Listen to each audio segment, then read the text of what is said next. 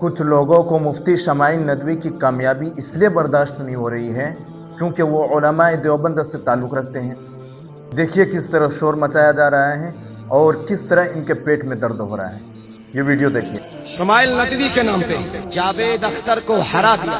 میں نے کہا یار ایک داڑھی ٹوپی والا بغیر داڑھی والے کسی نپنسک کے سامنے جا کر کے بیٹھ رہا ہو، اگر کسی نپنسک یا مثل ہجڑا کسی کو ہرا دیا تو کون سا بڑا کام کر دیا؟ وہ خدا کی وحدانیت کا انکار کر رہا تھا۔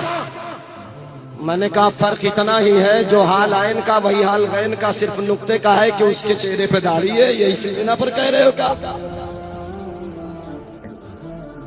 کچھ لوگوں کو کامیابی برداشت نہیں، اور دلچسپ بات یہ ہے کہ انہی کے مسلک کے کچھ سنجیدہ لوگ اپنے علماء سے آج سوال کر رہے ہیں۔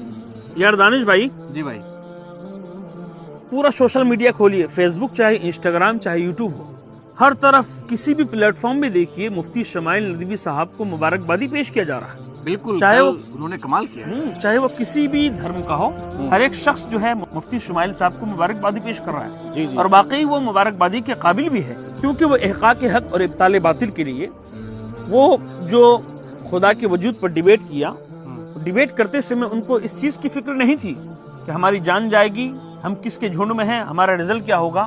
صحیح بات ہے۔ جب میں فیس بک کھولا نا صبح میں، تو مجھ کو حیرت ہوئی کچھ لوگوں کے پوسٹ پڑھ کر کے، وہ یہ کہہ رہے ہیں کہ بھائی اس کا عقیدہ الگ ہے، ہم اسے کیوں دیں مبارکبادی؟ ٹھیک ہے بھائی، عقیدہ الگ ہے، عقیدہ ہمارا جو بھی ہے، ایک اپنی جگہ رکھ کر کے ایک سوال ہے، قطع نظر رکھتے ہیں۔ ہاں ایک سوال ہے، ہمارے اہل سنت والجماعت میں ایسے علماء کیوں نہیں؟ اور اگر ہے تو کہاں ہے؟ سامنے کیوں نہیں آتے وہ؟ آخر ایک چاہے جیسا بھی عقیدہ رکھنے والا ہو، وہ سامنے آیا خدا کے وجود کو ثابت کرنے کے لیے۔ ہمارے علماء کیوں نہیں آتے سامنے؟ اگر ہیں تو سامنے آنا چاہیے، اور اگر نہیں ہے تو پھر بننا چاہیے۔ ہاں یار، یہ سامنے کب آئیں گے اور کیوں آئیں گے بھائی؟